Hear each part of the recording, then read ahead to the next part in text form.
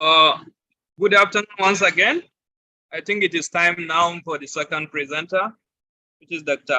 Auwal Bala Abubakar on unconstrained optimization and nonlinear monotone operators equation. Thank you very much. The floor is yours.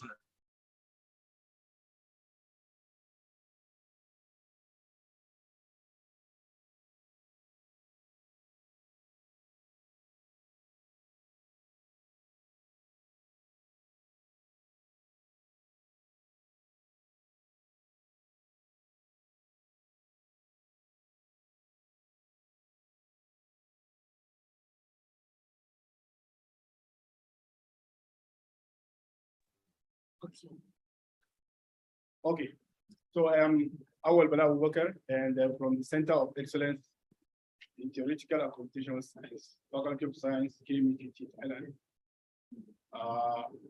So the title of my talk is Some Recent Iterative Methods of Solving Unconstrained Optimization and Nonlinear Operator Equations. So it's going to be like I'm going to take you through a journey from 2021 to 2020 that we have done within this period of time. But I try as much as possible to summarize the talk so that it will not be boring, okay? But I will take my time to explain the basics. Then after explaining the basics, from there I will just keep summarizing so that I won't take much of time. So actually, this journey is actually a joint work with Professor Dr. Kumkumam and Dr. Karim Hassan Ibrahim. So the journey is a team journey, not a one-man journey. Okay, because if you want to go far, okay, if you want to go fast, you go alone, right? If you want to go far, you go together. So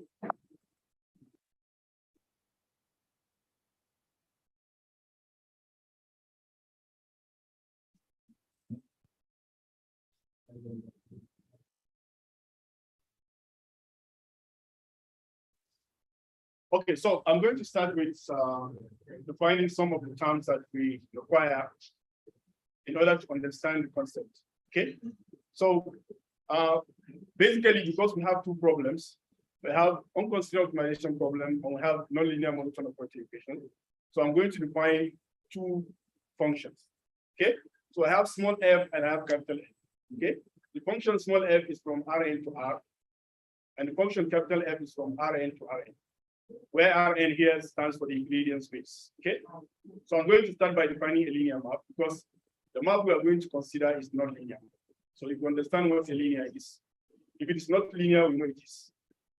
If it is linear, if it is not linear, it means it does not satisfy what we have as the definition of linearity. So a function f is linear if for every x and y you take in Rn, and any c from the field R, where R stands for the real space, then if this equality is satisfied, then you say that this function is linear. Otherwise, this is not linear. So we are going to consider functions that are not linear in this sense. So functions that does not satisfy this equality. And next, we also require monotonicity and continuity at some point. We are going to see later. So let's define monotonicity and continuity. So the function f, now I'm referring to the capital F, okay? The function f is monotone if for all x, y in Rn, this inequality holds, okay? If the f of x minus f of y transpose x minus y is greater or equal to 0, or you can say the inner product of f of x minus f of y, comma, x minus y is greater than or equal to 0. So if this happens, then you have a monotone function. You can see a monotone function as a function which is either increasing or decreasing. And also continuity. Now the function x, f is continuous at this point x bar in Rn. If given any epsilon greater than 0, there exists some delta greater than 0 such that whenever this inequality, norm of x minus x bar is less than delta, it implies norm of f of x minus f of x bar is less than epsilon. So if you take the small f, so in place of the norm, in norm of f of x minus f of y less than epsilon, you just take the absolute value because the small f is real values. but the capital F is vector value. So if F is continuous at every point in the domain Rn, then you say that F is continuous on the domain. What is the Next is what is the where? monotonic? The function F is monotonic. If for all x, y in Rn, you have this inequality. What is the Transpose. transpose? Yes. Yes. Okay. Yeah. I said it already. It says transpose. Okay. Next, we require also our capital F to be Lipschitz continuous. So a function is Lipschitz continuous if this inequality is satisfied. For all x, y in Rn, you have a constant L exists a constant L greater than 0, so that if this inequality is satisfied. And also, we define the gradient of the small function f. So the gradient of f at x is defined as this. Okay. So this is how the gradient is defined. And if the gradient of this f exists, then we say that this function is differentiable. Now, next, we require also continuously differentiability of the small f.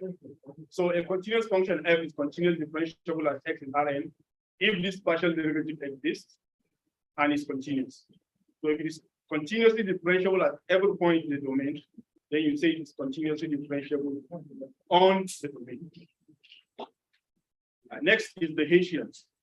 So the Hessian of the function f at x is an n by n symmetric matrix, which we normally denote by H. It's a matrix with this element. So this is how the elements of the matrix are defined. And then we have also the Jacobian. So if Fi is the ith component of the function f, then the Jacobian matrix denoted by J of x is actually the derivative of the function f at x, and is defined by that. So it's also a matrix. So the Hessian and the Jacobian are all matrices. Now, next is we are going to talk about boundedness of a sequence. So what we mean by a sequence is bounded. So if you have a sequence in Rn, xk, say the sequence is bounded if there exists some positive constant m, such that for all k, the norm of xk is less or equal to m.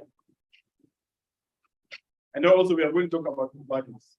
So a sequence xk in Rn is convergent to a point x star if for any epsilon greater than 0, there exists a number k which depends on the epsilon, such that for all k greater or equal to the capital K, you have this inequality. And if you have that, you can write that limit as k goes to infinity of xk is equal to x star. Now, next, we are going to also talk about, we require some of the sets that we are going to consider to be convex. So what is convexity of a set?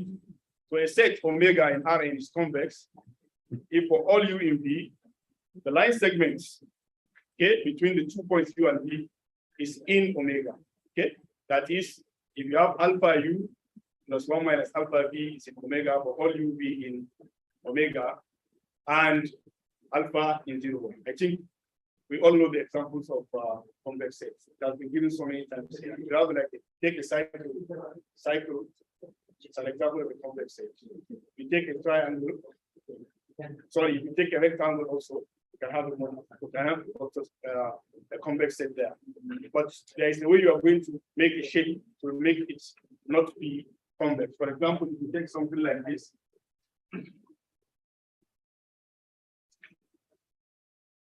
okay, you take something like this is not convex, right? Because if I take a point here, and I take another point here, the line joining these 2 points, you can see some part of the line is outside the set. So this set is not convex. Now, closed set. You also require the set to be closed. We are going to see later. Why? Because we want all the limit points of the set to be there. So a set is closed if it contains its boundary or if it contains all its limit points. And then also we require projection. Okay. So the projection map from Rn onto omega is defined as this for any non-empty closed and convex sets omega of Rn. So you see projection we want to define a projection, we have to talk about convexity and closeness of the set. Now let's look at the problems. We have two problems. Okay. So the first problem is the unconstrained optimization problem. So consider the following problem: minimize. You are trying to minimize f of x over x in Rn, where this function f from Rn to R is continuously differentiable and its gradient is Lipschitz continuous.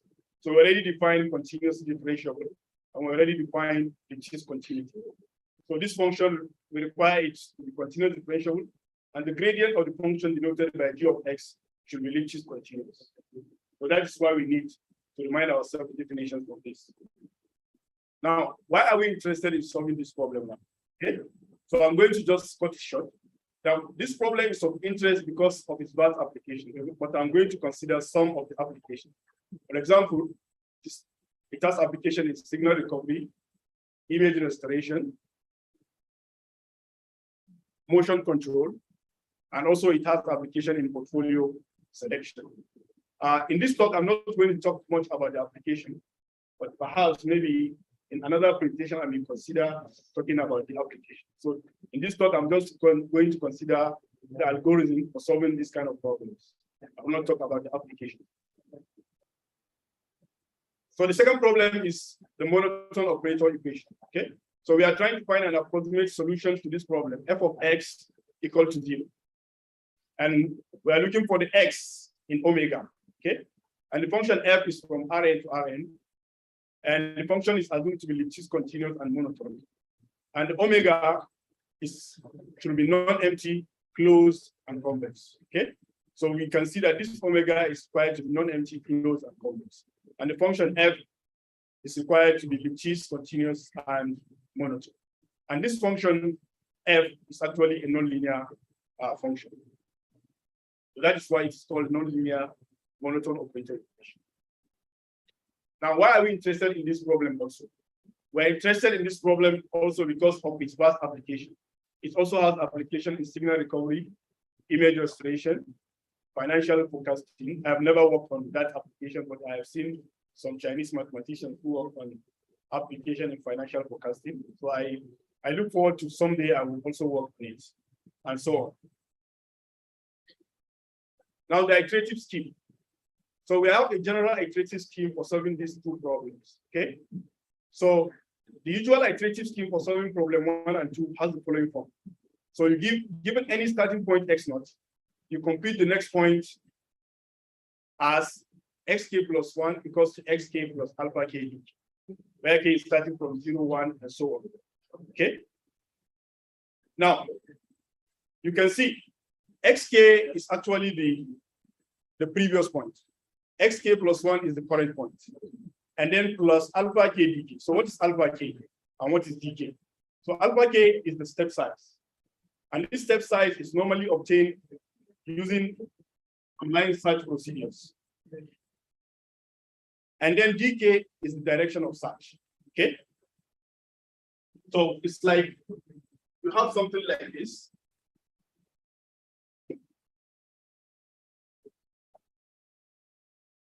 You have your initial point, for example, you initialize x0, okay? And let's assume the solution is somewhere here. Maybe let's call the solution x0. Okay? So you are going to iterate, okay, using this formula 3 until you get to the solution. After some conditions are satisfied, you are going to see the algorithm, what is solving condition. Okay? So let's take, for example, we move from here to here. Okay, and this point is x1. Okay, so this x1 is nothing but x0 plus alpha naught t. Okay, so you are moving from x0 to x1 by adding alpha naught t naught to x0. Okay, now if you look at this is the direction of movement. Okay, and from here to here is the step you are moving. Okay, so another iterative method can go this way. The direction may move this way. The solution is there, but it may move this way. This is also x1 based on another iterative scheme. Equals to x0 plus alpha naught t. Okay. Now, Based on these two, if you are moving this way, or you are moving this way, can we say that this one is going to go faster, or this one is going to go faster? It depends. Possibly, you may be starting from x0 and you move this way, okay? You are moving towards the direction of the solution. You are moving in the very right direction of the solution. But it is possible that the step is very small, okay? So maybe you are moving very slow, maybe this is x1, and you move again, x2, and so on. For somebody who is moving this way, maybe they end up going this way, this way, this way, and getting the solution.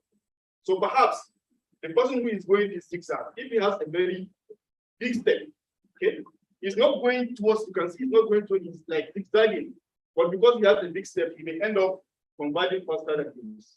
Okay, so that is why I put this question. Which is more important? Is it the step size or the direction? And I have not convinced myself to answer this question also.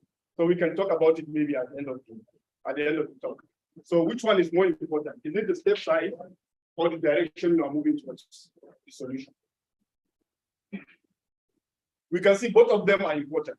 If, for example, you are moving towards this direction, which is going straight away to the solution, and you have a very good step, a very big one, then possibly you may convert faster. But in a situation where the step is very small, and the other one has a bigger step, you may convert faster than you. So that is why I posed this question. Which one is more important? Is it the step size or direction? So we are going to talk about that maybe at the end of the talk. Now we have some early methods for solving these two problems. Okay, so the first one is the Newton method. So the Newton method is iterative formula is xk plus 1 equals xk minus h inverse xk. We already know what h is. H is the Hessian. Okay, g of xk, and we already know what g is. G is the gradient. So this is for problem 1. And for problem 2, or before problem 2, you can see based on this scheme, you can see the direction is minus h inverse xk g of xk. If you compare this with equation 3, and in that case, you will see that the step size alpha k is just 1. For problem 2, instead of the Hessian, you have the Jacobian. And instead of the gradient, you have the function evaluation, function f, capital F at xk. And also, the dk is just minus j inverse xk f of sk. And you can see from there that the step size is just 1. Okay, so it means in Newton method, the step size is choosing 1, choosing as 1 throughout. So there's no line search procedure in the Newton method, because if you want to get the steps, I will say you have to follow some line search. But if it is 1, so it means you are not following any procedure. You are taking 1 as alpha k throughout. And the next one is Quasi-Newton method. Okay. Now the Quasi-Newton method also has this iterative thing. So in place of the Hessian, you have a matrix Q. So this Q is an approximation of the Hessian. So instead of computing the Hessian, you can see from the definition of the Hessian, we require the function f, small f, to be differentiable at least twice. Because to get the gradient, you need the first derivative. To get the Hessian, you need the second derivative. So in Quasi-Newton method, you are approximating that Hessian. So it means whether the function is differentiable or not, you already have an approximation to that matrix. So this is like the Quasi-Newton method is trying to avoid computation of the Hessian. That is the partial derivative you have involved. Just approximating between a formula which you are going to use to update the matrix at each iteration. But it also has the step size at 1 also. So dk is just minus q inverse skg of sk. And in the same case, for problem 2, we just replace g with f, and then alpha k is still 1. Okay, so we can see the Quasi-Newton method is like a modification of the Newton method, just trying to avoid computation of the Hessian, whereby you have a function which may not be differentiable. Okay, but you still have the problem of storing the matrix at each iteration. The Hessian is a matrix, the Quasi-Newton matrix is also a matrix, so the storage is still there. The problem of the storage is still there. Now, I also pose this question. Can we use these early methods to solve problem 1 and 2, taking into account our assumptions? If you go back to our assumptions, okay, of problem 1 and problem 2, In problem 1, we require the function to be continuously differentiable. Okay. In problem 2, we require the function to be Lipschitz continuous and mod. But if you look at these two early methods, okay, can we use this method to solve based on the assumption of the function? You can see there is no differentiability on the second one. Okay, so if there is no differentiability, for you to apply Newton method, you need differentiability. So it means Newton method may not be able to solve based on the assumptions we have. So the answer is it yes or no. Maybe we are going to talk about that also at the end of the talk. Now, we are going to talk about trending method for solving problem 1 and 2 based on the assumption we have. So I'm going to start with the conjugate gradient method. Now, the CD method for problem 1 has its search direction defined as this. Okay, so G naught, when K is 0, is minus G naught. And dk is minus gk plus beta k dk minus 1 when k is greater than 0. And for problem 2, it's just replacing the G with capital F. Okay? And the relationship is because of the first order necessary condition. Though it's not biconditional, it's one way. Okay? So if you have a minimizer of a function f, small f, you know that the gradient at that point is 0, right? But if the gradient is 0, that doesn't mean it is a minimizer, right? But it is a candidate. So you have to check some other conditions before you can go back at some point. But still, you can apply it. So you see capital F as the gradient of that function to be minimized. And then you can apply it to solve problems. Now, beta k is the CG parameter. You can see the only thing new here is the CG parameter beta k. And this beta k is what distinguishes between any two CG parameters. So if today you are going to define a new CG parameter, which is not in existence, that CG parameter can be named after you. And you can define it as a new CG parameter. Okay. However, defining a new CG parameter may not be that easy. So what we do generally is most of the time modification. Okay. Because we have some notable CG parameters existing. So some of the notable CG parameters are here. Okay. We have the beta KMR, which is named after two famous mathematicians, Fletcher and Reeves. We also have the beta KC, conjugate descent. We also have beta KDY, named after Dye1. We have the beta KHS, named after Hastings and Stiefel. We have PRP, which is Pollard, Berry, Polyak. And we have the new story, which is beta KLS. Now, if you look at the ones at the top, you can see they have something in common. Okay? The numerators are the same. They are all norm of GK squared. And if you look at the ones at the second line, you will see also they have the same numerator. And at the same time, if you look at the first line and the second line, you will observe that beta KHS and beta KDY have the same denominator. If you look at beta KFR and beta KPRP, they have the same denominator. If you look at beta KCD and beta KLN, they have the same denominator. This is very important and very crucial. If you understand this, whenever you have an article being published, if you look at the article, and that article maybe the author worked on beta KFR, okay? If you look at it clearly, possibly you may have an idea to work on CD, DY, if actually the idea is based on the numerator. And at the same time, you can have an idea to work on PRP if the idea is based on work on the denominator. So this is very important. Whenever you read a paper, look at the parameter involved, look at what has been done to the parameter. Perhaps from there you may get an idea on how to use it on another different parameter. This is very crucial. But you cannot do that until you understand this peculiarity. Which one has the same numerator and which one has the same denominator. Very important. So GK is G of XK and YK minus 1 is just the difference between the gradients. So for problem 2, what you just do, if you want to define these parameters for problem 2, you just replace the G with F. Okay? And then you have the CD parameter in terms of problem 2. Now the next trending method is the spectral gradient method. Okay? So for the spectral gradient method, with lambda k being the SG parameter, it's called the XG parameter, spectral gradient parameter. Is defined as D naught equals to minus G naught, and DK equals to minus lambda K GK, K greater than 0. And for problem 2, you just replace G with F as the same. Now this lambda K is what differentiates between any two spectral gradient parameters or spectral gradient method. So notable, the earlier method are the BB1 and BB2, which is called the Basile-Bowen parameters. These two parameters are actually the famous spectral gradient parameters we have. There are others in the literature, but this one are the most famous parameters we have, where SK minus 1 is different between the previous point and the current point. Now, we can also have a combination of the CG and the spectral gradient parameter. Okay, so we call it spectral conjugate gradient method. So in that case, you have the spectral parameter is present and you have the CG parameter also present. So dk is minus lambda k dk plus beta k dk minus 1.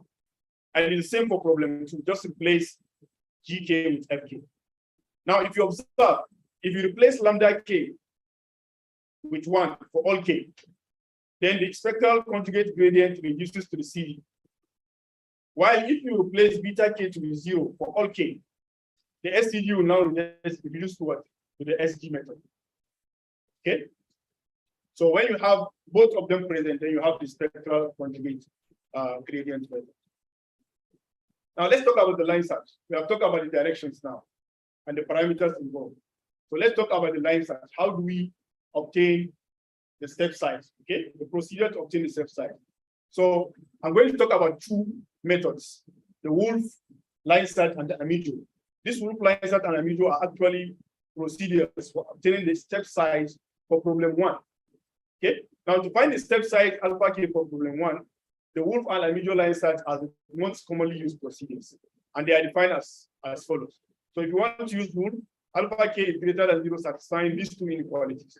So you choose an alpha k, okay, greater than 0, and you plug it into this inequality.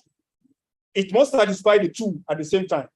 If it satisfies one and fails to satisfy the second one, then it is not the acceptable step size. Then you have to change it until you get the one that satisfies both the two.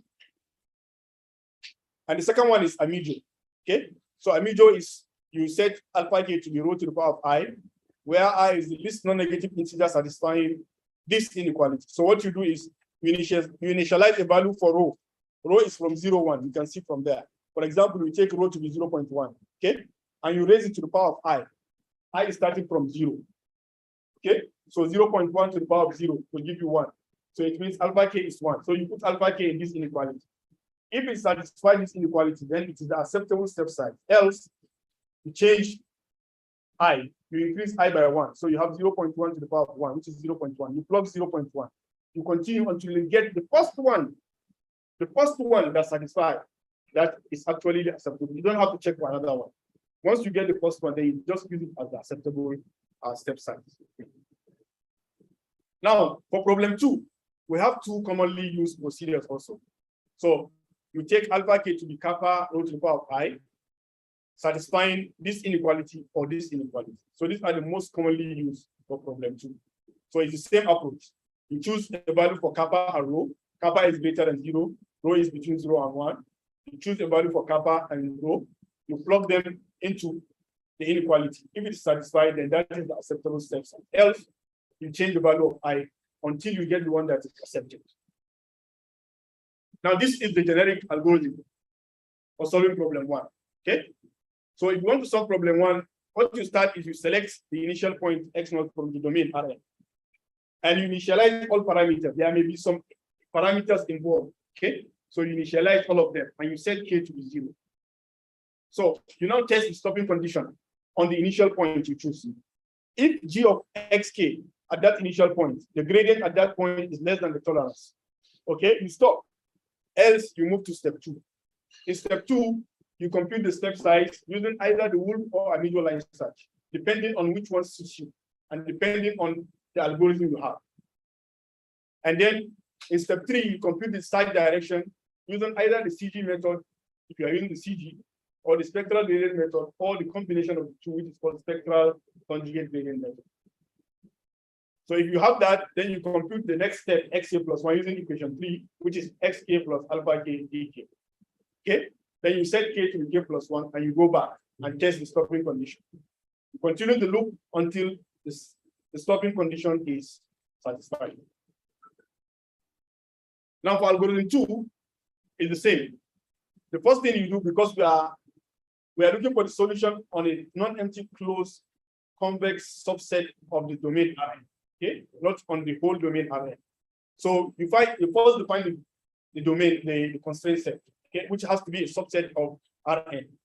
Then you select x0 from Rn, okay, and you initialize all parameters and set K to be 0. Now, if that xk you choose is in omega, is in the constraint set, and the stopping condition is satisfied at that point, then you just stop. Else, you move to the next step, which is step 2. You compute dk using either the CG, SG, or the SCG direction. Okay.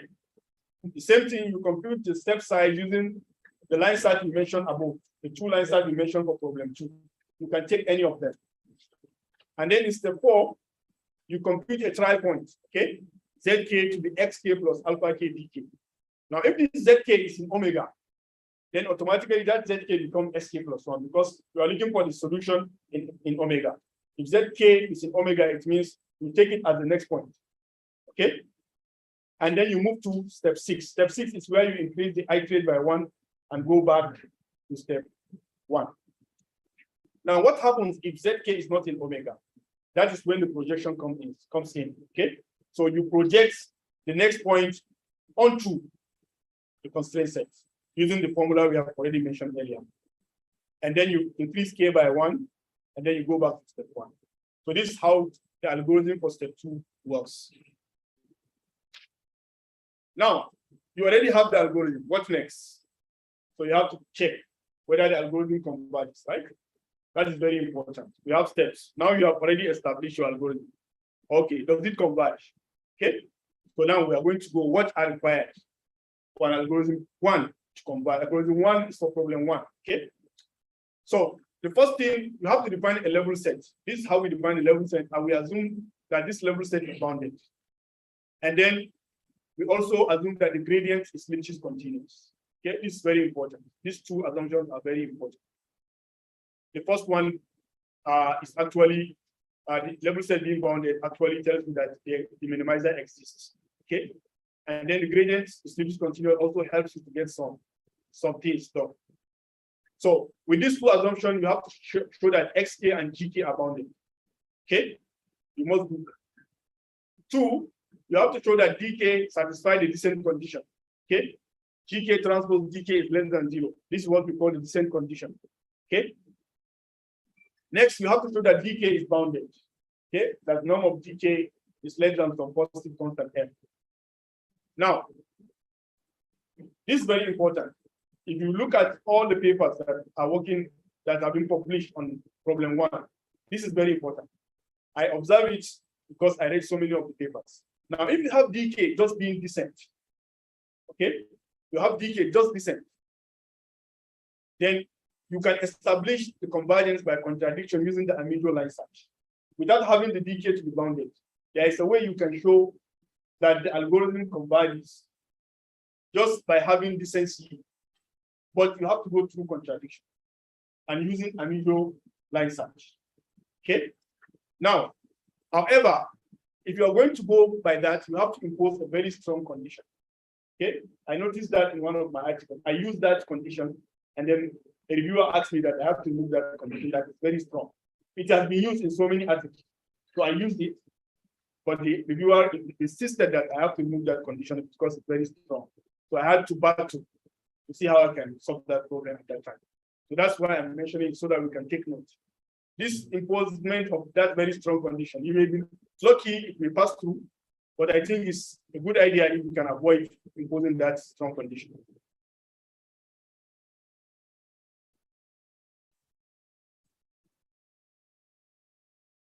Okay, now the same thing with dk just being descent, bounded. The first one is when you have dk to be descent, you can use Amido to establish the convergence by contradiction, but you have to impose some strong condition. The same thing if you just have boundedness without having decency. Okay, one can establish the convergence also by contradiction using the Wolf line search. Okay, but in this case, there is no any condition you are going to impose that's very strong. However, if there is a way you can have a direct proof, it's better than going by contradiction. But if you have the two properties, you have decency and you have boundedness of the direction, then you can always establish the convergence directly, not by contradiction, and without imposing any strong condition. Okay, so when developing an algorithm or CG algorithm or SG algorithm or the combination of the two, this is very critical. If you want to have a smooth journey, make sure that your direction is decent and is bounded. If you have those two conditions, then you are going to have a very smooth convergence journey. But when you have only one and you don't have the other one, then you may have some problems along the way. Okay, so this is very important to take note. Now for algorithm 2, what do we require to get the convergence also? So we have to assume monotonicity and Lipschitz continuum. I already mentioned it in the slide for problem 2 also. So what do you need to check first? You need to show that dk for all k satisfy this inequality. This is the version of the decency in this sense, by just replacing gk with fk. Okay, but in this sense, we don't call it decent, right? Because decency in that sense means that the function, small function, is decreasing at each iteration. But in this sense, that does not make sense. Okay, but however, this inequality, when you get it, that fk transpose dk is less than 0, then you are going to have a very smooth way of getting the convergence. This is very important also. The second thing is you need to show that xk, fk, so fk means f of xk, and then f of zk. Remember in the algorithm 2, we have zk, a trial point, right? So if you can show xk, fk, and f of zk are bounded, this will also help you to establish convergence. And also, this is also very important. The step size is actually greater than some positive number alpha. This is also very important. If you have this also, you can have your way in establishing convergence. Also, this is very important also, dk is bounded, okay? So if you have dk is bounded, all these things are ingredients in order to establish the convergence of algorithm 2. Now, with the above properties, okay, one can establish the convergence either by contradiction or directly. Okay, at this point, I'm going to explain something very important. Now, if you have dk being decent only, okay, we have two ways of showing the boundedness. You read the papers, if you are reading the papers very well, that talks on algorithm 2, you notice this kind of things. In fact, even for algorithm 1, you do have that. We have two ways of showing the boundedness. There is a way you can show the boundedness of the direction outside the theorem. Okay, you don't need the theorem. You don't need some ingredients of the theorem to establish boundedness. You can show it independently. That's a very good one. If you can get that, that is the best. Okay. However, if you cannot get that because you cannot bound some of the sequences in the direction, then there is a way you can bound it inside the theorem. Okay. There is something because, and mostly that theorem has to be by contradiction. It's not a direct proof. So you suppose that something is not true. From there, you get something, and that thing will help you to establish boundedness of the direction. Okay. So in this case, if you can get the direction independently, not inside the theorem, I think that will be better for you. Okay. And another thing I want to mention here is that before, we normally have the decency, so-called decency, fk transpose dk to be less than 0. At the same time, we have that dk is bounded, but we always show our theory by contradiction. Okay. So just recently, I think last year, some Chinese mathematicians were able to show that if you have point number 1, bullet number 1, and bullet number up to number 4, okay, then you can actually establish the convergence directly without going by contradiction.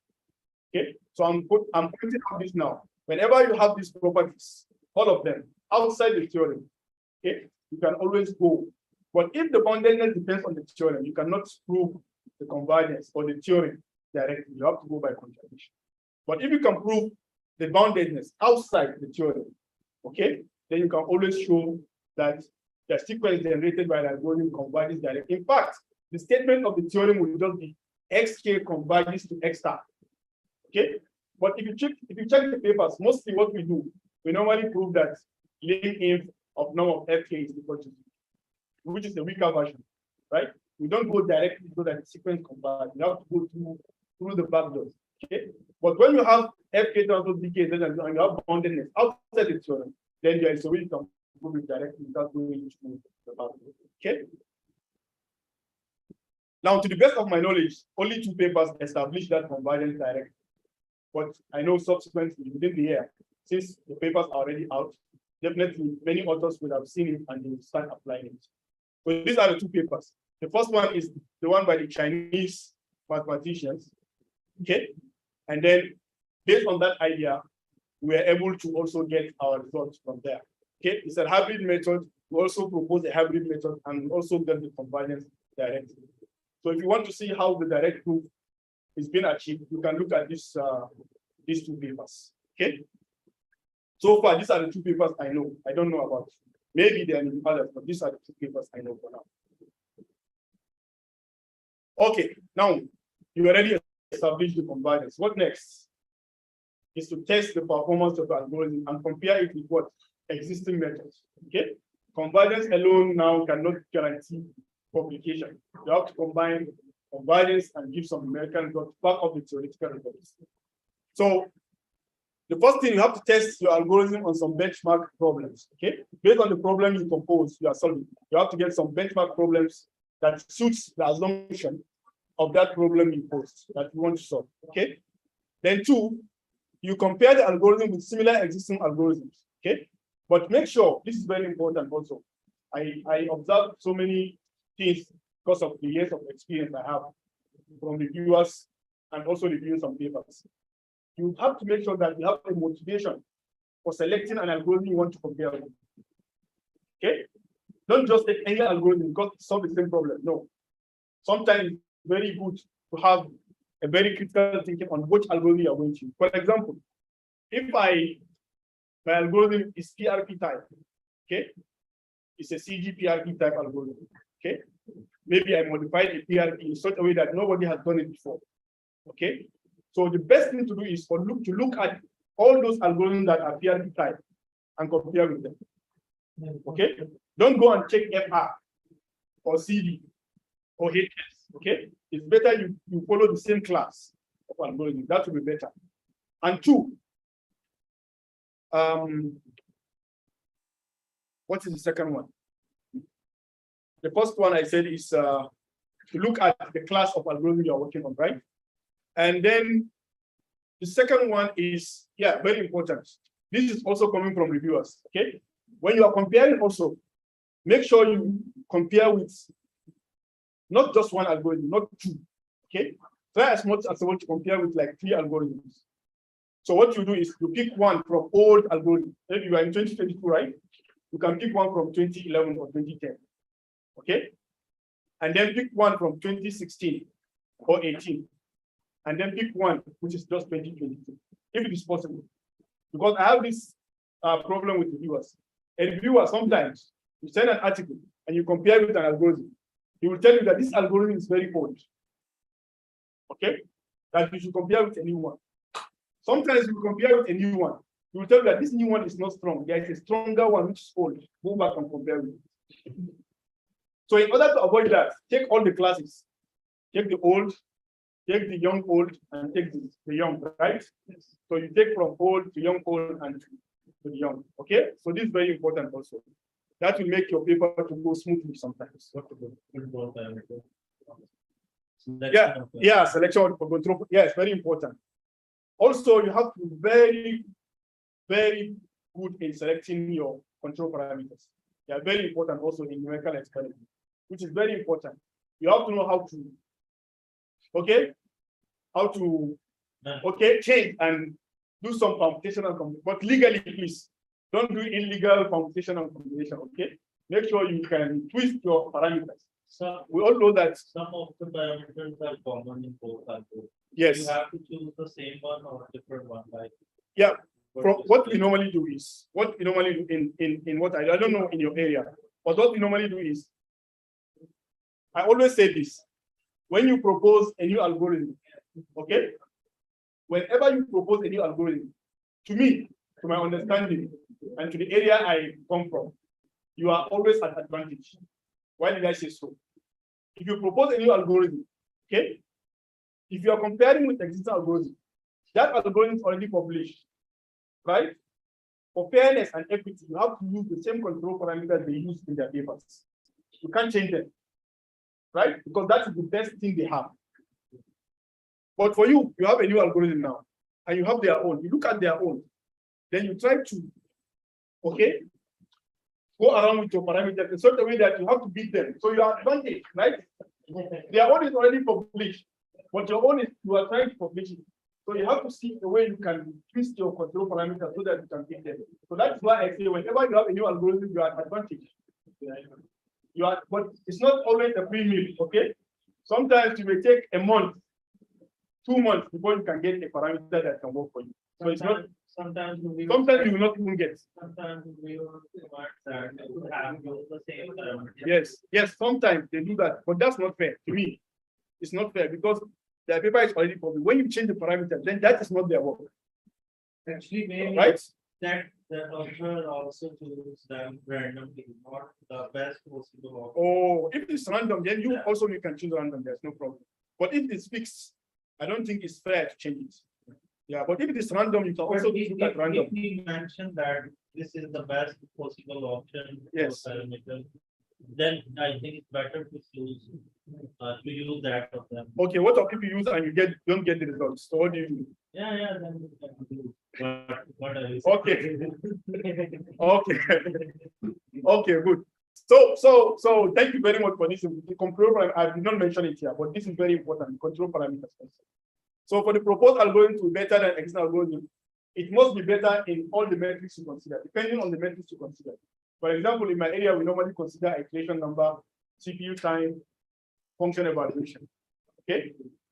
So if your algorithm is better in both in the iteration number, the CPU time, and function evaluation, then you say that your algorithm performs better than this algorithm, not better than all algorithms. Okay. Your algorithm cannot be better than all. Yeah. Okay. So you just say yourself that my algorithm is performs better than this algorithm. So this is very important.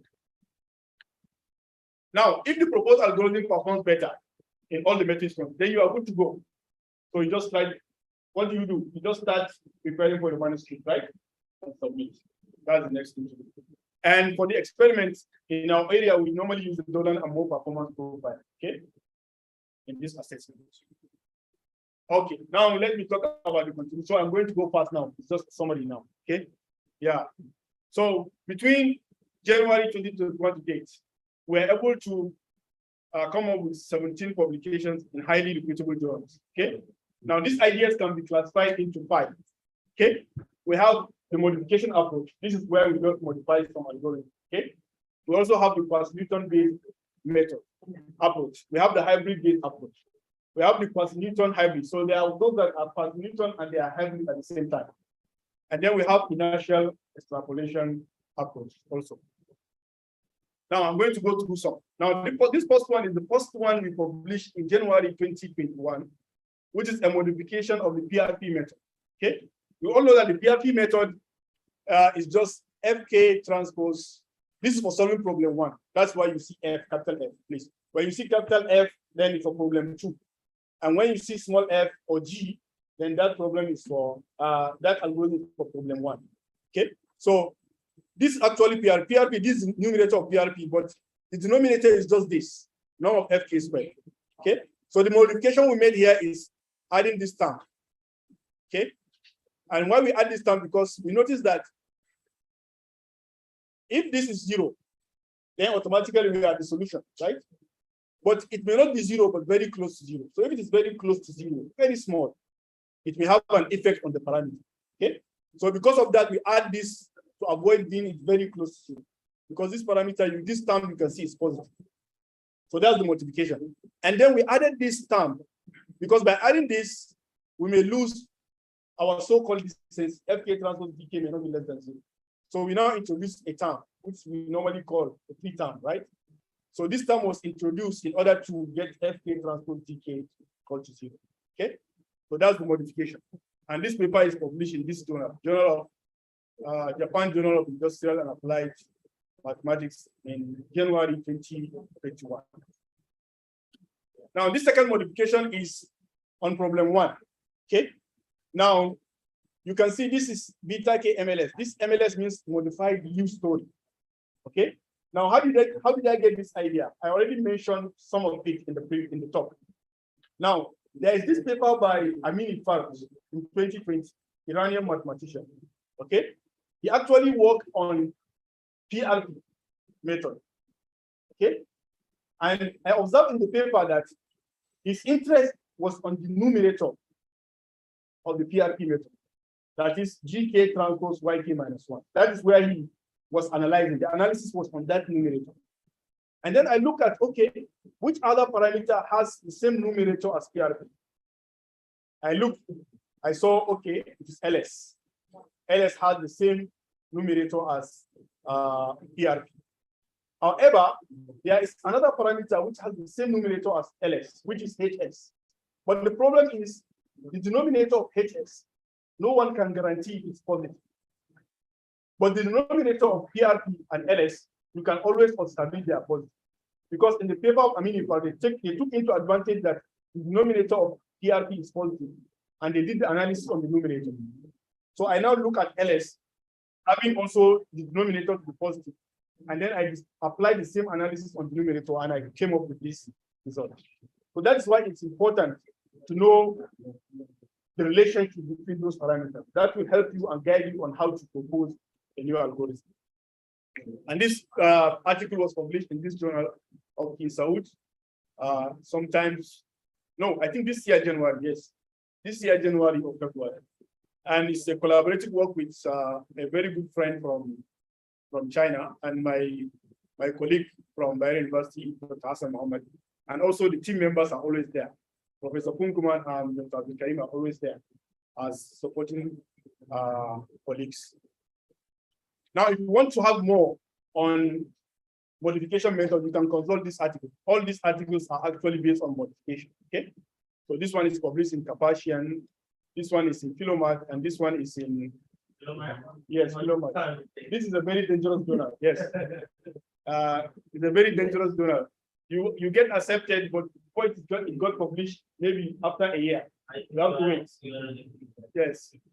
Yes, and then this one is in a special issue in mathematical method in the applied sciences. Okay, now let's look at the Gauss-Newton-based approach. Okay, now if you consider the BFGS direction, okay, so what we did in this paper is we got the idea from the Chinese mathematician that proposed a hybrid method. Okay, in the hybrid method, they considered PRP and HS. Yes. So in this paper, we considered FR and DY. Yes. So we considered FR and DY because we noticed that what they did there is they look at PRP and HS having the same numerator, right? So I also took two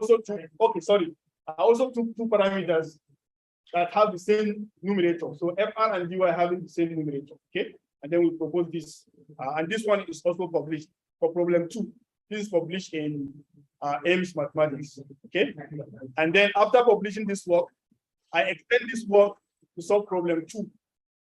Okay. This next work is an extension of the previous one. Okay. For problem 1 to solve problem 2. And this one is published in Applied Numerical Mathematics. So at this juncture, I want to advise. Okay.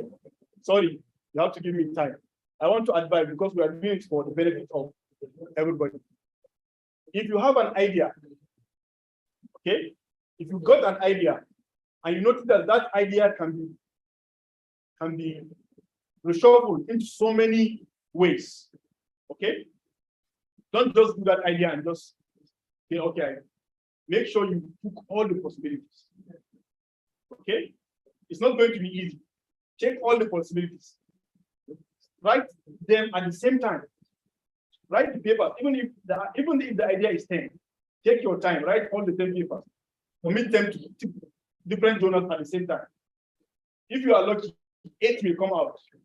But if you take the first idea and you submit and it's published and you send the second one, somebody will tell you, no, this idea has been done already. Okay?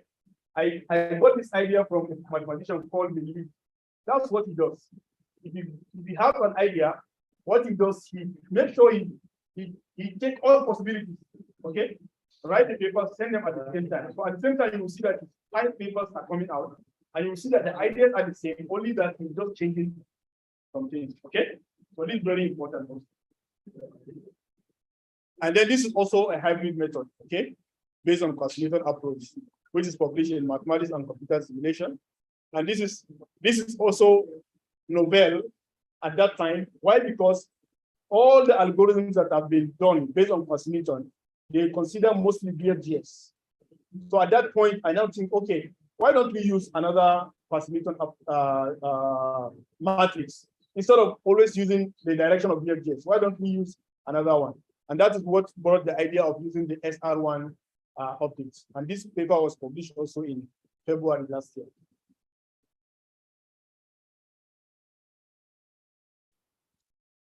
Okay, now this is a novel hybrid method. Why I call it novel is, if you look at all the hybrid methods that are in literature, as far as this area is concerned, you will see that it's a convex combination of 2 parameters or 3 parameters at worst. Okay. Now I now start out, okay, why not think of combining more than 2 parameters? That's how I got this idea. This idea, I define this parameter in terms of 4 parameters, but we have to do it in a very systematic way. You have to look at parameters that have the same numerator and the same denominator so that it will make sense when you define it. So that's how we got this idea. But we are not able to get Fk transpose dk to be less than 0. So we had to define this parameter, okay, to make it 3 terms. That is the essence of this. And then we define all this. And then based on that, we have 4 special cases. First case, you are going to have PRP. That is when C1, C3 is 1 and C2, C4 are 0. The second case, you have PDY. PDY is an existing method. This next one, you have MHS. It's also an existing method. And then the last one, you're going to have hyper. So this method is actually having 4 special cases. 4 parameters are special cases. And it was also published in Mathematics and Computer Simulation last year. So if you want to see more on hybrid method, you can also consider these 2 papers. The first one is on unconsidered optimization. It's also a hybrid method. And the second one is also a hybrid method, but for solving problem 2, monotone operator equations. And then finally, the inertial method. This is, I think inertia is, everybody is familiar with it in this lab. So this is how it works. What we do is just pick an existing algorithm, like the algorithm proposed by Dr. Abubakar today. If one is lucky, before he puts the inertia, you can put it. Okay? So you can put the inertia on that algorithm and you can send it. So it's just incorporating inertial term on the algorithm. And the idea, we all know, is just to see, to fast track the convergence, right? The inertial term is just there to fast track the convergence. So these are some papers that we have published in inertia. So the first one is the IEEE access. Second one is in Journal of Inequalities. The third one is in mathematical methods. Numerical linear algebra with applications. And the last one is in applied numerical mathematics. And one good thing about these papers is, if you look at them, I think you can have 3 different approaches of the convergence. The proofs are not the same. In all the papers, in one paper, you see the approach is different. So you can have so many ideas when you read these papers. And then, luckily enough, based on the initial algorithm we have proposed, we have started seeing the impact. Right now, we have already gotten citation from 2 papers. Okay, these papers have already cited our initial approach. Right? So we have started getting citations because that approach is actually novel. Nobody has ever put the initial on nonlinear operation fully, completely. So we have started getting citation for this. And then I would like to tell you something about this team. This team is actually wonderful, I can say, because this team has done a lot. Okay, so that's why I say you know that. So I'm going to mention some few things that this team has done. Now, this team in 2019 or 2020, I think, is the first team that was able to, because nonlinear motor operation equations can be applied in image oscillation. But if you look at all the papers, the images that have been put throughout that period, they are all grayscale images. So this team was the first to put colored images for solving nonlinear motor oscillation application. This team was the first to do that. And also this team was also the first to introduce the inertia, fully inertia algorithm on solving monotone operator equation. And also this team is the first to propose an algorithm for solving monotone operator equation with 4 parameters, which I've already discussed earlier. You cannot find any paper that has put 4 parameters at the same time. This team was the first to do that also. And so many things that I cannot mention. So if you don't know, I think now you know that this team has done it. So our future research. Our future research is we want to extend this novel hybrid method to solve problem 1. Nobody has done that also. Nobody has applied the novel approach to solve problem 1. But just to mention, my master's student is already working on it. And he's already, I think, at the verge of completing the paper. So very soon, if that paper is accepted, that's going to be a novel in terms of problem 1. And also, we want to also extend the inertial approach for problem 1 because it has not been done also. The inertial approach was not applied on the nonlinear monotone operator equation. So we want to extend it to solve problem 1, which is optimization. And we are still searching for more applications. Okay. So now the next is appreciation. Okay. So I would like to appreciate our mentor, Professor Pum Kumam, for his kind gesture to us throughout these years. We have no words to thank him. Professor, wherever you are, I hope you are going to see the recording. On behalf of all members of the lab, we are saying thank you for your generosity. Actually, this picture is memorable. I remember this was when I was awarded the highest JCR Impact Factor Award, mathematics category in Chulalongkorn University. So Professor was trying to translate the certificate to me because it is in Thai. I cannot understand what they wrote. So he was trying to explain to me. And here Professor was discussing with, this is the Dean of the Faculty of Science of Chulalongkorn University. And this is well known, right? This is the HOD of Mathematics Department KMT. And this also is not somebody who is not familiar, right? So we all know him. And then I would like to appreciate my colleagues also, especially these 5 mathematicians. I would like to appreciate them. The first one is my colleague, Dr. Hassan Muhammad. He has been very helpful throughout.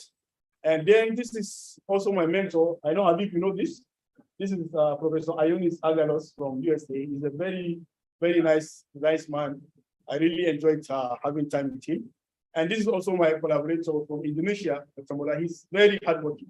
I really enjoy working with him. And this is also my mentor from China, who is also working in our area. He is Professor Yumin Feng. Those that are working in our area must have known this mathematician. And this is my co-advisor.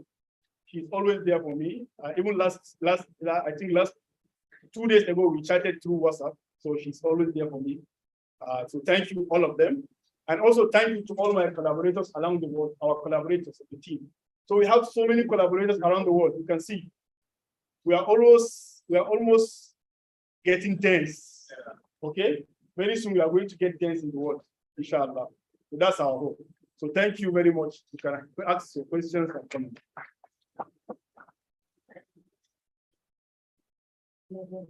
Yes. It's very nice presentation. I have a general question. You talked about the continuity. So I know by definition it's very difficult to check that function. So what are the other methods that if you start with the continuity? Yeah, from what I know in basic continuous function, you can see it as the graph. Yeah, you can see it as something like this. I remember in my elementary calculus, my teacher told me that any graph you are going to draw without using your hand, that's the continuous function, right? Yes. But is there any Europe? I know this one. Yes. There is no jump. Yeah, there's no jump, yes. But is there any theorem or mathematically because The one I gave is mathematical, right? yeah, I know it's by definition. But how do you get the point? Because to know about the continuity. Oh, yeah, there is elementary calculus, we have that. you have the function to be defined, right? The limit should exist, and the limit should be the equal to the function at that point, right? Yeah, That's elementary, that's the definition also, right? Yeah, that's how. Yes, yes. I don't think I have any other like, but maybe someone has. Right, because you are using Yes. So he wants to know that, or you check that. Oh, that's why I said, if you have a problem, okay, you have a problem. What do you method experiment? You have to benchmark test problems. Those benchmark test problems are already established to satisfy all those conditions. So you're going to use them, you're not just going to use any function. You must make sure that the function you are using satisfies the conditions you assume for your work. Last time we are discussing about just continuity. So we are talking about that if some engineer will bring this problem that this function check whether it is continuous or not, and you apply your analysis to that problem. So we need to My algorithm does not check. No, I understand. Yeah. But your algorithm solves the Yeah, problem, yes, yeah. but that function should be hard. Continue. Yeah, before applying your algorithm, Yes, we have to check the context. yes. So if we don't know about that, the context Then you have to check. by the Yes, by definition. You have to check. In R, normally in R, in our elementary calculus, we are normally given a function to check, right? And you can follow the definition. Like, though when you go to R2, Rn, maybe it will not be easy to establish. Okay? Yeah. I think there are many kind of. Characterization, yeah, characterization, yes. Like in bounded linear operator, right? You know that continuity and boundedness are the same, something like that. Yeah, but I think those guys, it's not all in general, right? It has been some technical. It's some kind of. Some technical. What I understand from your talk, that if someone new work in your direction, so mostly he for the publishing paper, you need to give some new DK and alpha K you can publish. Given new DK is equivalent to given new beta K. Because the DK depends on the beta K. So if you can define a new beta K now, I can name it Jagu. Yes, okay. Yeah, beta K Jagu. Yes. It means with defining new beta K you can Yeah, you get the new, okay. So in as much as that beta K is not already done by someone, it is new. and I also said that if you modify successfully, then again. Yes, you can modify, but you have to have basis of modification. You don't just modify. There must be something wrong that you notice that you modify to avoid that. Okay? You don't just modify. There must be a basis for the modification. There must be motivation for the modification. So this is sorry, this is step size. Yes. No, this is direction. So you can also change some step size parameter and you get some modification. No. Like in Newton, you fix that one. Yeah, you fix it as one. But in this problem, you see, I gave you two common use approaches to get a step size. You can also work on that. You can get a new approach to get a step size. It's also good. You can do that. This is another direction. Yes, another direction to look at. Yes. So currently we have only two directions. So You mean it's line search, not the direction. no. For the modification. so we have only two means. Or we work on line search, or we work on. Yes, on the direction, but the beta, yes, for now. Okay. So we have only these two. Yes, Maybe two for yes. Or you can also look at the problem also. You can modify the problem and remove some conditions, put some, and see what happens. It's to define new problem. Yes, new problem, yes. So instead of monotonicity electrical, you might try to look at some. And then what you have to think about the conversion also. Yeah. Kind of new. Yes. One thing I learned from you is very important that when you invent a new idea, you don't publish it in emergency. Don't go emergency. You You have to fill all fill all the gaps. Then you find them. If not, you are going to use a lot. I think you have done that very nice. Thank you very much. Okay, I think this is a nice business for Oh, so many. yes. In your initial Yes. wherever you talk about it's like a little example.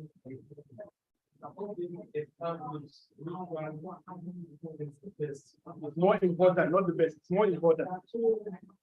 When I look at both of them, I do observe that in most cases, you don't know what to focus most attention on the issue of step size. That is the answer.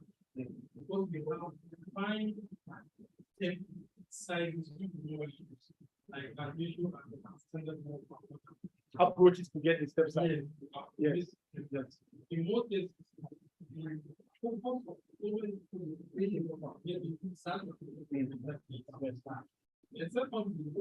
second approach.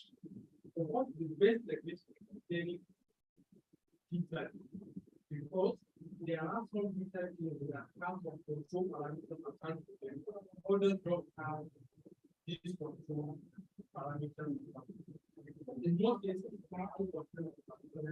whereby so many times we don't have hybrids without any control parameters. When you have the spectrum without any control parameters. So we is the best in different areas because sometimes what motivated you to come with it in a different Yes. Yes. There are so many motivations. There are many or maybe a single you come with that. So I don't get which one is the one that have no. Okay. And what I have to understand the meaning of the one that has control parameters. The one that there are some people here that still do not know about the attachment. So that you will be able to if you okay, maybe like from you. yeah. Okay. If you observe, you will see that those parameters are actually useful when you try to show one of the two properties that are crucial, either the decency or the boundedness. You will see that those parameters will appear in the bounds. Go and look at it carefully. You see that those parameters, they are there in order to help you get something when you are going through the bound. It's not that because that parameter is actually that important in the numerical or something. It may be important. But actually, if you go through, you know that there is an idea behind it. Yes, because theoretically, in order to achieve something. Yes. Proving the convergence without any condition. Yes. And I'm going to show that a system of vision that has been established. Yes. I don't know whether in one component, for example, that's the case. Yeah, it is there. Okay. It is there because I have a paper in the Journal of Application of Applied Mathematics. Where even my master's student is working now. Right now, I think his approach is actually direct, not contradiction, if I can remember. But I'm very sure that paper in the Journal of Application of Applied Mathematics, we are able to show the comparison directly without contradiction. Without any material. Yeah. Just we have the decency and we have the boundedness. With those two, we are able to establish the comparison without going by contradiction. Maybe I will share the article. However, even there, we are not able to show limit of S equals to X star. Okay, but we are able to show the limit of norm of F of SK norm of G of XK, the gradient is equal to which is but direct, not a limit, yes, limit, not a limit. Yeah, so that's what we got. Yes, so that's what we got. So that's what we got. Limit, not limit, yes. Limit. I will share the article. And that is the article I'm referring to that I used a strong condition. He made sure that I remove it. But I was able to get it by consulting some papers. I was able to get it. That paper was not even the first one. There are other papers that talked about it.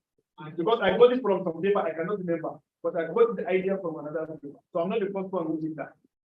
But you have to have the boundedness and the decency. Okay? Yes. Any more questions?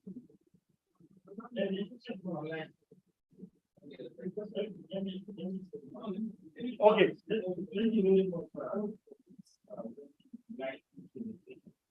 Actually, because there are a lot of things that are very so mine is actually about what is the about this one alpha side and the direction from so I don't know maybe you have some talk about for how something. Actually, what I thought about it at the end, I convinced myself that both of them are important. That's only are equally important. That's what at the end of the day. I was not able to like go towards one. Because if I go towards one, I will see that the other one is needed in order that one to achieve its aim. When I go the other side, I noticed that that one also has to go. So I noticed that they are equally important. That's what I noticed, but it's something to think about also. Yeah, so secondly, my question actually kind of like just like a what is the function here in the context of communication. I don't know, I don't know, it seems like what inside the mood of the function, what other things is it only for this movement or maybe only down from this? It depends on which kind of problem you want to solve. If you look at unconscious organization, there are papers that will tell you that there are solving problems that are complex. There are papers that will tell you that they are solving general functions. Okay, so those that are considering complexity, perhaps the reason why they restricted is because they started working and they noticed that at some point complexity will help them to get their compliance. Sometimes when you are doing research, there are so many things that you don't think about. Until you go along the way, you notice that, okay, this can only be done when the function is complex. So you have to go back and change the topic that you are considering complex. So sometimes it's not easy just because you compose an algorithm. It's not easy to know whether that algorithm will work for this or you have to start working on it. Like one of my humble lecturers used to say when we are in year 3, Dr. Maru, he used to tell us that most of this proof you see in analysis, because during when he was taking us here analysis, at some point he will just say, he will define something, okay? And then we will wonder what is that going to be used for. Along the way through the proof, we'll just say, remember we said this, then we put it. So he was telling us that initially, when the person who proved that lemma or theorem was proving it, he didn't know that he needed that until he was at that step. Then he went back to the lemma or theorem to include that. So sometimes it's not easy for you to say, this is what we're going to happen. You have to start along the way. That is when you say, okay, I have to do it. So, if, for example, the situation is now however, there are conditions. Even if it's general function, we normally put conditions. We say continuous differential with gradient which is continuous. That is always there. Even if for general function, it will satisfy this. Maybe the only thing missing there is the complexity. So in that case, when we say we are dividing them, like we are getting people.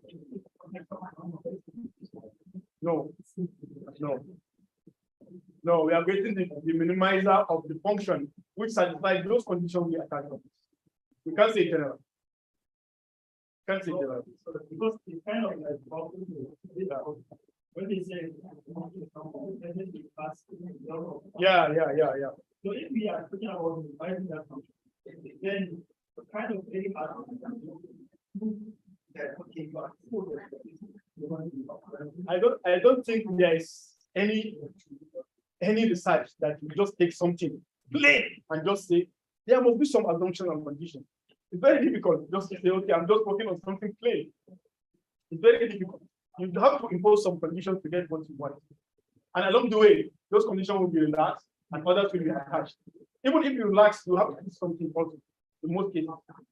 So how do you see a problem without any condition or assumption?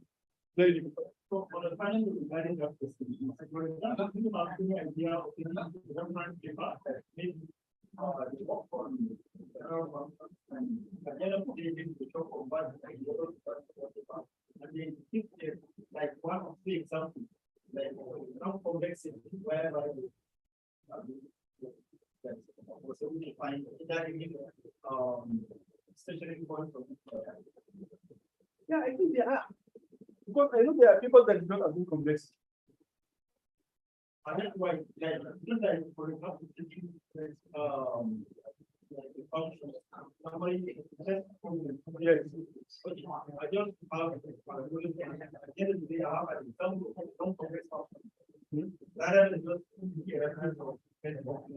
Oh, if I understand you well, you are trying to say if we can create our own problems or function ourselves, rather than always going back to the benchmark test problem, right? yeah, something like that. But I mean, you have anything in the problem. Actually, I don't know. I don't know. I can't say. I don't know. Thank you very much. You are welcome. Yes.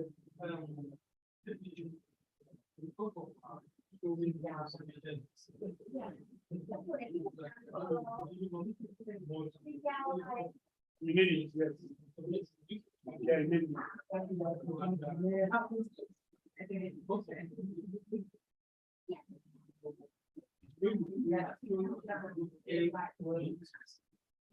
You need what?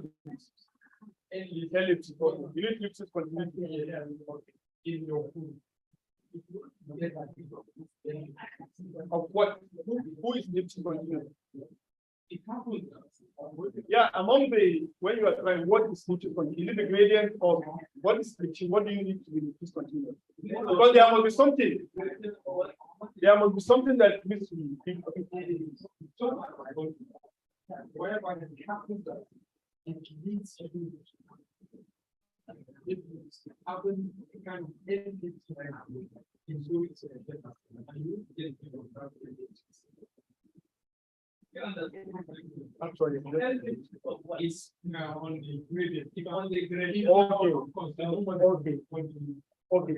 So if I get you well, you are trying to prove consistency, and along the way, you need the gradient to be continuous. But that's already because from your assumption in this case, you already assume that the gradient is continuous. So you can apply. Okay. Yeah. The grades are in having tendencies in this because sense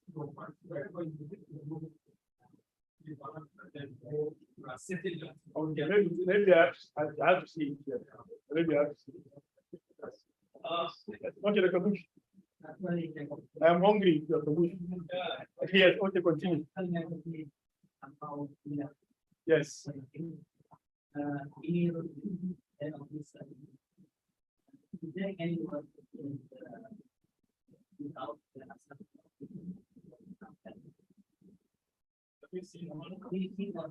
Only monotonist without ellipsis continuity. Never see. I can't see. Maybe you can Yes. Because along the proof there is where you need the ellipsis continuity. I can't remember if you don't need that. I can't remember if you don't need that. Because I know to show I know to show f of xk is bounded and f of zk is bounded, we normally use the ellipsis continuity assumption. Yeah, we need it. Yeah, to show f of xk and f of zk are bounded. So it means you don't have ellipsis continuity, we're not able to show that. And if you don't have that, you have problem along the way. I think Yes, it's an open problem. Somebody can relax it and see what will happen. If you can get this. Yes. Actually, I would like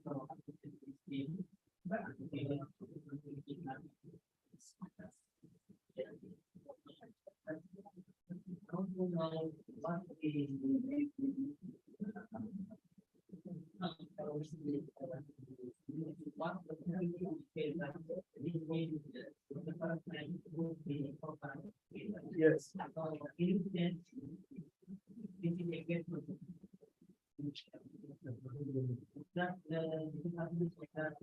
or something else. Yeah. I can't say it's difficult from the book. It's just an opportunity I got to think about it. I can't say it's difficult because somebody somewhere may have talked about it also. So it's not that I'm that special. I was just lucky to think about it. Yes, but the importance there is we all know that all those parameters have their advantages. But normally we only have complex combination of 2 parameters. So it means you are taking advantage of just 2 parameters. So when you have 4, advantage of 4 parameters is better than 2 parameters. Okay. When you have more parameters involved, you have more advantages involved. So in that sense, you can see it as a very good experience. Thank you very much for this presentation. Because I think my question is with regard to the patients. Yes. I just want to know the conditions attached to one is that we modify existing. It's not the condition of one which Actually, it may not necessarily be a condition. Okay. But first of all, what I would tell you is if you want to know how to modify very well, you have to read a lot of books. Okay. When you read more, you get more experience. Okay. And from there, you will see one day, if you read more, sometimes the idea you're going to get is after reading 5 articles. You join this idea from this and from this. Okay, you don't get a loophole. So, okay, I can use this and go. Okay, but I don't think there is any condition. You just have to read a lot. Okay, so when you modify or when you establish your new one, the best thing you do is probably go to the side direction and see if you can be able to establish The convergence. Yes. So if the convergence follows Yes. yes. Without yes, you have Yes, but however, I mentioned that you must have a motivation for it. Because you don't write a paper, you have to tell them motivated by this, because of this. I saw a loophole like this. So I'm trying to cover that loophole, something like that. You must have a motivation. yeah, Doing that. you actually mentioned the motivation and then one needs to look at the existing ones. Yes. But I know you read now. Yes, yeah, that's what I'm just giving an example on how to guide you. That may not be the only way to modify. Yeah, that may not be the only way. Yes. Yes. I'm just giving an example. Yes. That may not. Thank you very much. Please, any question from the online side? I think they are tired of it. Yeah. Your presentation is actually lasting.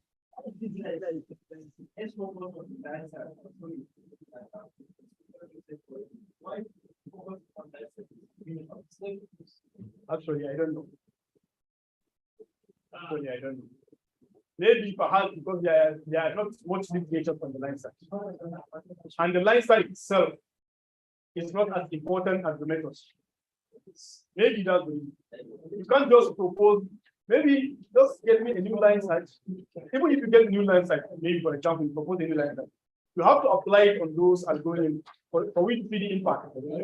So line side alone, okay, may not be like a reason to publish. You have to also put it in practical so that we can see the effect of line side and then it will be assessed. Yeah, because sometimes I feel like you don't understand it. For example,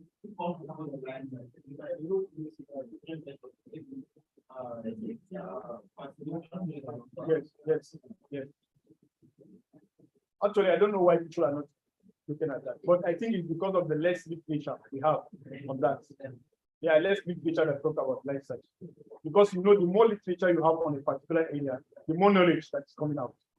When there are less literature on something, then the knowledge is going to be very, very minimal. The more you have, the more you get. Nice. Yeah, it is. It is. It's just like about the last time about the normal 2-term CG and the 3-term. It's very difficult to say which one is better because there is no theoretical backing. Yeah, something like that.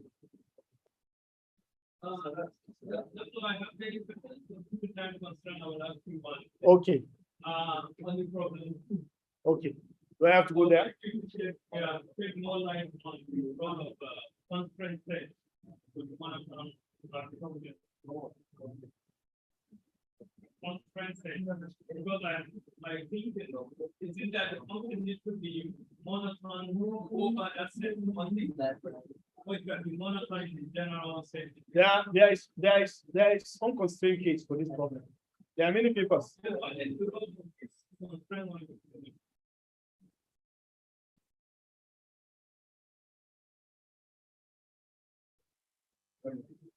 So you mentioned. Yeah.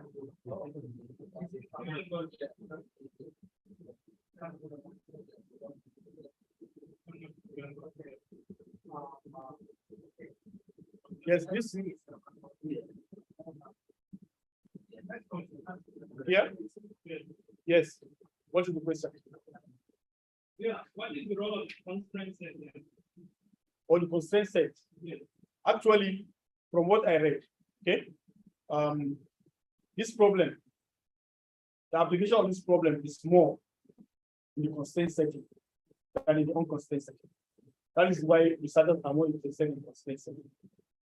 Yes, that's the only thing I can tell you for now. Because naturally from constraint minimization problem. Yes. One can get the gradient to be satisfied to satisfy. Exactly. Even this problem, I have a paper that I worked on just the unconstrained case without the constraint. Yeah, like just the application. It was argued that more applications are there when you take the constraint. Yes. Okay, thank you.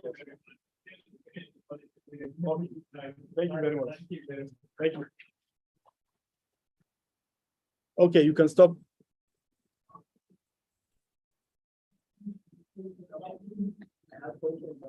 Oh. Yes, just kidding. Kidding.